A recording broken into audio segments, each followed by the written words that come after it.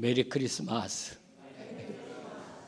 여러분 참 아름답습니다. 이렇게 빨간 옷도 입고 아름다운 단장 하시고 이렇게 오신 모습이 너무 귀합니다.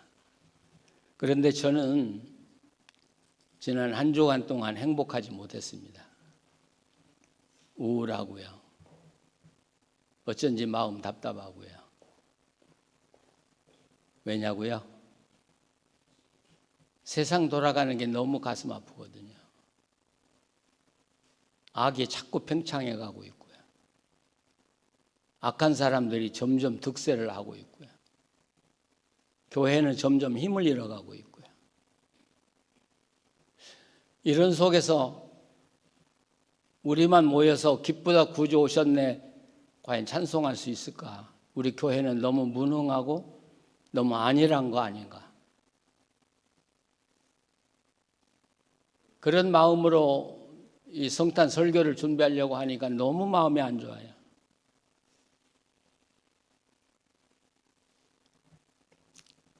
그러나 성탄 설교 부탁을 받고 제가 예스했기 때문에 설교는 해야 되겠고, 잘못하면 울리는 갱과리 같은 설교가 되지 않을까 하는 그런 걱정도 또 많고요. 그래서 오늘 읽은 본문을 읽기 시작했어요. 어느 학자는 이런 이야기를 해요. 글을 제일 잘 읽는 방법은 위에서 내려다보고 읽어라. 처음 들어보시죠? 위에서 내려다보면서 본문 읽어보니까 다윗의 동네 베들레헴이 보이고요. 그리고 좁혀 들어가니까 그 집안에 마구간이 있었다고 하는 거 보면 이 집이 결코 부유한 집이 아니었어요. 그 집이 보이고요. 그 안에 말구유에 어린아이가 누워있는 거예요. 근데 제 마음이 이 어린아이에 집중하기 시작했어요. 어린아이, 갓난아이. 그런데 여러분이 성경 11절, 2장 11절을 보면 이 갓난아이를 향해서 뭐라고 하냐면 오늘 다윗의 동네에 너희를 위하여 구주가 나셨으니 곧 그리스도 주시니라. 그런데요, 우리 한글로 읽으면 너무 많이 들었고 무의미해요. 구주가 나셨는데 그리스도 주시다. 네, 이것을 성경이 기록된 헬라어로 읽으면 의미가 달라져요. 구주라는 말은 소테르라는 말인데 이것은 정복자를 이야기하거든요. 해방자를 이야기하거든요. 이 소테르라는 말을 로마 황제 앞에서 내가 소테르다 그러면 그날로 목이 달아나는 아주 위험한 아무에게나 사용할 수 없는 단어를 여기 쓰고 있다고요. 이 아기가 소테르다.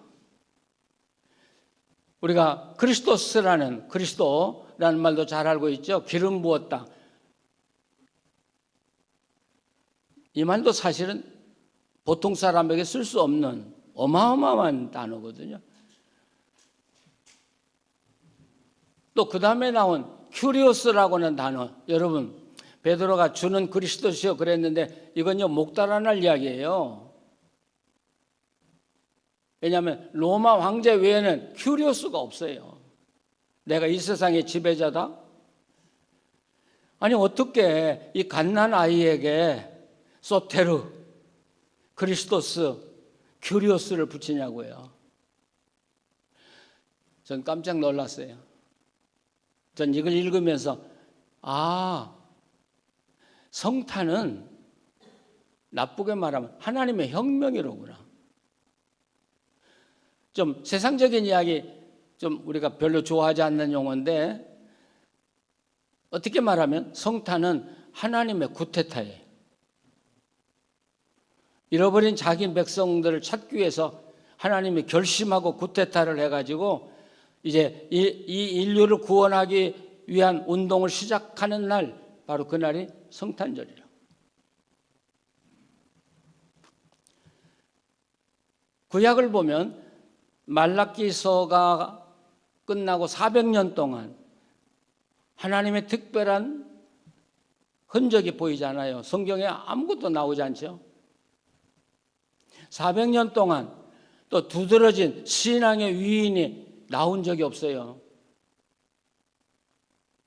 침묵하고 계시다가 갑자기 하나님이 이 땅을 쳐들어오신 거예요. 이 땅의 모든 하나님의 사람들을 구원하시기 위해서.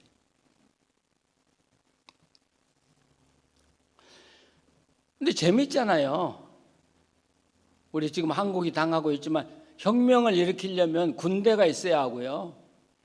다윗과 같은 그런 장군도 있어야 되고, 근데 군대도 하나도 없고요. 장군도 하나도 없고요. 기껏 있는 게 구유에 누인 갓난아기거든요. 아니, 갓난아기 가지고 어떻게 혁명을 일으키고요. 어떻게 세상의 악을 지배하고요. 거기에 짓눌려 있던 하나님의 사람들을 빼올 수 있냐고요. 어떻게 보면 돈키호테 책을 읽는 것 같아요. 하나님 웃기신다. 이게 무슨 혁명이고 이게 무슨 쿠데타예요. 그런데 9절을 보시면은, 자, 9절에 주의 사자가 곁에 서서 주의 영광이 그들을 두루 비추매 크게 무서워하는지라. 여러분, 이 표현도 아주 단순한 표현인데 여기에 사용되고 있는 주의 사자가 곁에 쓰고요. 그 목자들 곁에 쓰고 주의 영광이 그들을 두루 비췄다. 그런데 사실 두루 비췄다고 하지만 주의 영광이 바로 빛이란 말이에요. 그래서 예수님이 나는 빛이라고 한 것은 이 세상의 빛이 아니에요, 여러분. 주님이 빛이라고 하는 것은 하나님의 영광을 이야기해요. 영광을 이야기해요. 근데 이 영광이라는 단어가 구약의 세키나거든요. 세키나는요, 사실은 우리와 함께 거주한다. 하나님의 임재를 이야기해요. 여러분, 요한계시록이 뭐라고 해요? 천국에는 달빛도 태양도 필요 없으니 하나님의 영광이 그 땅을 지배하기 때문이다. 지금 이 누가가 전하는 건 아기 예수가 이 땅에 오셨을 때 하나님의 영광이 이 땅에 내려와 가지고 이 기쁜 소식을 듣는 사람을 감쌌다는 거예요. 이 세키나가요. 근데 이 하나님의 빛은 굉장한 거예요. 어둠을 이길 수 있는 가장 좋은 방법이 뭐예요? 총칼 가지고 이길 수 있나요? 돈 가지고 이길 수 있나요? 무력 가지고 이길 수 있나요? 어둠을 이기는 거 아주 간단해요. 빛만 비추면 어둠은 사라져. 근데 예수님은 세상의 빛이 아니고 하나님의 영광의 그 빛을 가지고 이 땅에 오셨다는 거죠. 네, 이 하나님의 영광의 빛이 가는 곳마다 놀라운 변화가 일어나기 시작해요. 영국이 참 어두운 나라였어요. 근데 복음이 영국에 들어가기 시작하니까 영국 백성들이 성경을 읽기 시작하고 마을이 밝아지기 시작하고 어둠이 물러가기 시작하고 그리고 산업혁명이 일어나면서 세계를 지배하는 나라가 됐다는 것이죠. 하나님의 영광의 빛, 이것이 사람을 바꿀 뿐 아니라 나라를 바꾼다는 사실. 이 하나님의 빛은, 영광은 정말 위대해서 만약 여러분 지금 여기 우리 하나님을 예배하고 있는데 하나님의 영광이 이 순간 여러분을 비췄다 그러면 여러분에게 놀라운 변화가 일어날 거예요. 질병이 하나님이 치료하는 건 한순간이에요. 하나님의 빛만 비추면 한순간 질병이 없어지더라고요. 제가 나아봤거든요. 저는 이 성탄에 하나님의 영광의 빛이 여러분을 감싸기를 간절히 바랍니다. 여러분의 모든 근심 걱정이 그 빛에 의해서 다 물러가고요. 질병이 물러가고요. 우리가 바울 이야기를 잘하죠. 얼마나 나쁜 인간이에요. 교회 말살하려고 그러고요. 예수 믿는 사람 잡아다가 감옥에 가두려고 그러고요. 의기양양하게 대제사장의 그 어떤 축서를 가지고 사내들인 공의 권위를 가지고 다메섹에 있는 크리스찬을 잡으러 가는 다윗을 말릴 사람이 누구예요? 그 속에서 다메섹에 있던 크리스찬을 구원할 사람이 누가 있겠습니까? 네, 한 번에 해결하잖아요. 하나님의 영광의 빛이 비추는 순간 다윗은 꼬꾸라지거든요. 그러니까 우리 성경에 그걸 자세히 묘사하지 않았지만 그 빛이 비추는 순간 이 사울은 말에서 떨어졌을 거예요. 그리고 너무 두렵고 떨리니까 엎드려서 물었을 거예요. 당신 누구냐? 우리가 베드로도 그러잖아요. 뭐 이건 정설은 아닙니다만 로마 박해 때 피해서 달아나니까 주님이 빛이 그를 비췄잖아요. 누가 이 베드로를 그 마음을 고치고 가던 길을 고쳐서 로마로 가도록 할 수 있겠어요? 주의 영광의 빛 하나로 그를 바꿔놓거든요. 그래서 이 주의 영광의 빛이라고 하는 건 awakening이라는 뜻이 있어요.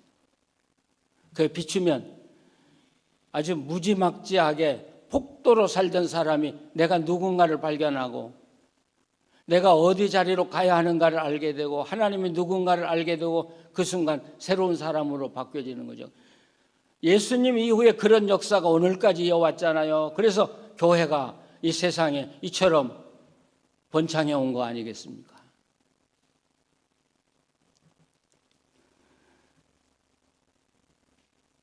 우리 크리스마스는 저는 그냥 주님 오신 걸 감사하고 기뻐하는 절기가 아니고 잃어버린 주님의 영광을 회복하는 절기라고 생각합니다. 주의 영광의 빛을 회복하고 싶지 않으세요?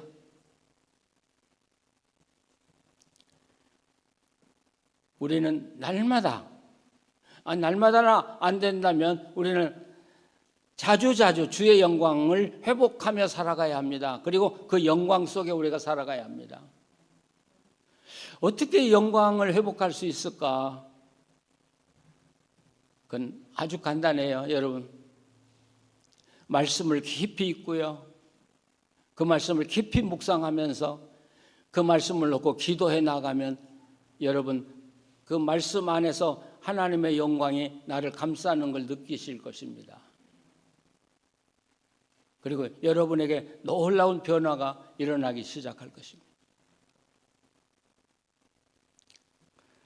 그런데 이 주님의 그 주의 영광은 따뜻하다고 하는 게 특징이에요.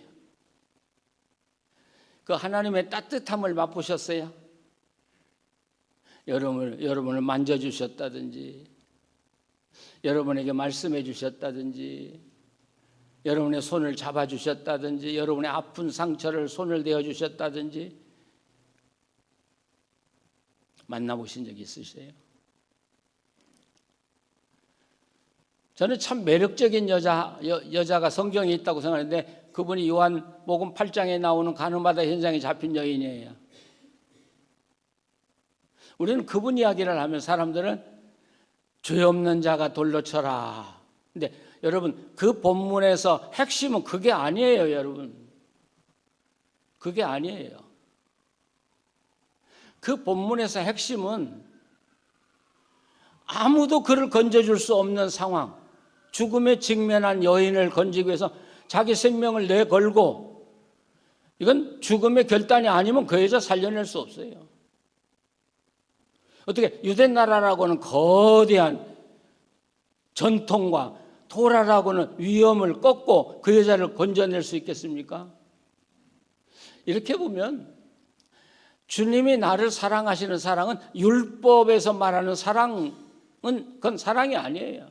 율법을 초월해서, 법을 초월해서, 누가 뭐라고 이건 도라합니다. 그래도 예수님은 거기에 넘어가지 않아요. 사람 살리는 게, 생명을 살리는 게 더 귀한 일이라는 것이죠.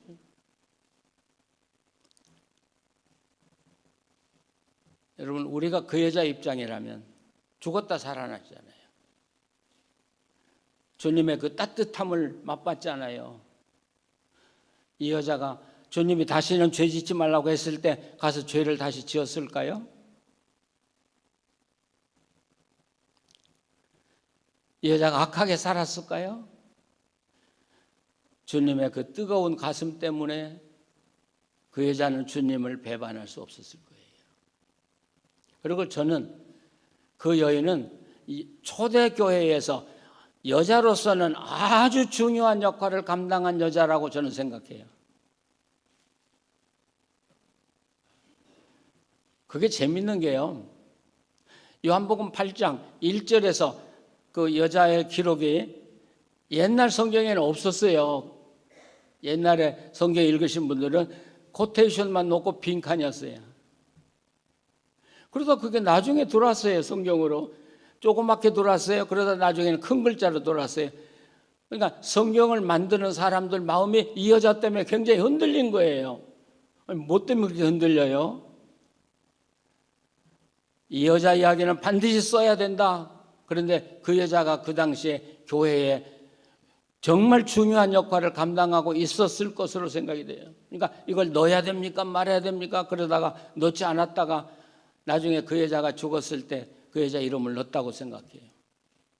뭐가 이 여자를 이렇게 만들어요? 주의 영광의 빛, 그리고 그 따스함. 오늘날 교회가 쇠퇴하는 이유는 뭘까? 교회가 따스함을 잊어버렸다는 것이죠. 지금 미국은 너무 크니까 우리가 말하기가 어렵습니다만 한국에 주일날 모여서 예배드리는 교인이 몇 명이나 돼요? 500명? 500만? 그러면 교회를 떠나서 지금 주일날에도 방황하고 있으면서도 믿음을 가지고 있는 사람들은 얼마나 될까요? 안 나가 교인들은요. 300만에서 500만 된다고 그래요. 교회 안에 있는 사람이 많지 않아요, 지금요. 어떻게 보면 밖에 있는 사람이 수나 교회 안에 있는 사람이 수나 별반 차이가 없다는 것이죠. 저는 이렇게 묻고 싶어요. 우리 크리스찬들의 양심에 묻고 싶어요. 그들을 거리로 몰아낸 게 누구냐는 것이죠. 물론 믿음이 없어서 그렇게 됐다고 생각해요. 교회가 그들을 거리로 몰아냈다는 사실이죠. 우리들의 말, 무의식적으로 하는 행동, 그들은 다 보고 있었어요. 그리고 세상과 다름없는 교회라면 우리는 세상으로 나가겠다. 우리가 성탄을 맞으면서 그들을 어떻게 교회로 이끌어들일 수 있을까? 우리는 구제를 하고 선물을 주고 저는 그게 급하다고 생각하지 않아요. 우리 크리스찬들 한 사람 한 사람이 주의 영광의 빛으로 들어가야 돼요. 그리고 내 삶이 하나님 보시기에도 아름다워야지만 그 사람들이 볼 때 아 크리스찬답다, 예수 닮은 사람답다고 될 때 교회는 회복될 수 있는 것이지 뭐 구제 좀 하고 뭐 돈 좀 나눠준 것 가지고 교회의 인식을 바꿀 수는 없다고 생각합니다.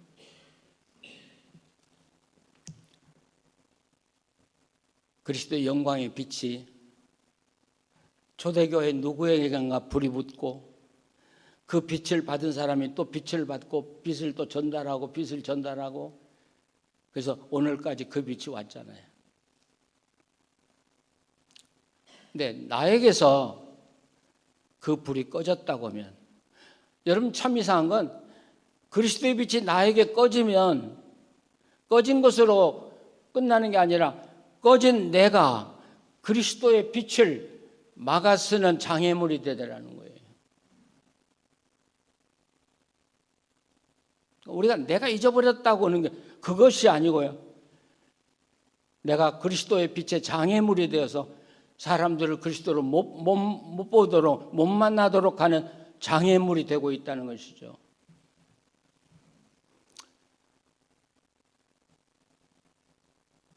여러분, 가슴 아프시죠? 자, 성탄절을 어떻게 지켜야 될 것인가?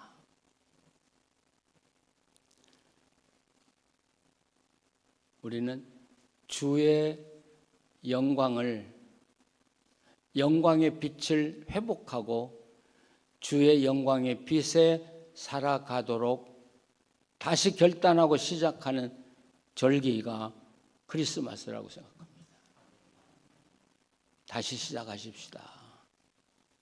그리스도의 빛이라고 하는 것은 태양빛이 지나가는 거 우리가 못 보잖아요. 뭔가 반사체를 만났을 때 반사체가 그것을 빛을 발광해 줄 때 비로소 빛이 있구나 그 느끼는 것이죠. 하나님의 빛은 우리를 통해서 세상에 알려지는 거지, 하나님의 빛이 세상 사람에게 물론 그렇게도 갈 수 있죠. 우리 최고의 기쁨과 영광은 하나님의 영광을 회복할 때. 여러분 얼마나 감격스러워요. 지금 하나님의 빛이 영광이 나를 두르고 내가 그 영광 속에 살아간다고 상상만 해도 여러분 춤추고 싶은 마음이 들죠.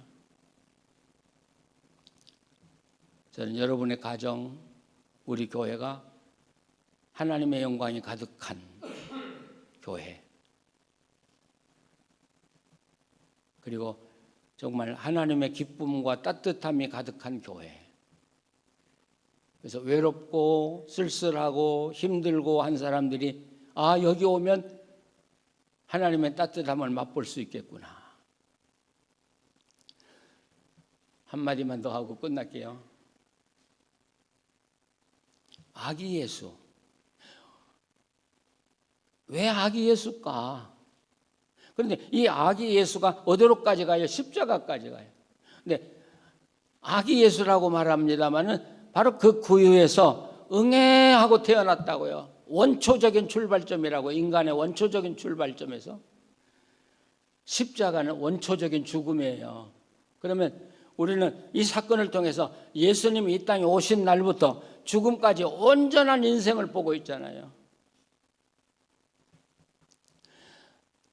예수님의 생애를 잘라내고 십자가만 이야기하면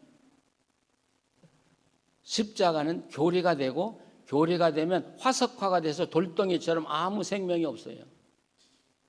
십자가에는 반드시 예수의 삶이 연결되어져야 돼요. 그렇기 때문에 예수님이 갓난아이로 태어난 거예요. 우리는 갓난아이 때부터 예수님을 봐야 돼요. 어떻게 사셨는지, 살아계시면서 사람들을 만나서 어떻게 사셨는지, 어떻게 하셨는지, 그리고 우리는 어디까지 가요? 십자가까지 가는 거예요. 그래서 이분이 십자가에 달려 돌아가셨구나. 우리는 십자가로부터 출발해요. 십자가에서 주님을 만나고, 그리고 구유에 와서 어린아이로부터 어떻게 살았는가를 더듬어 가면서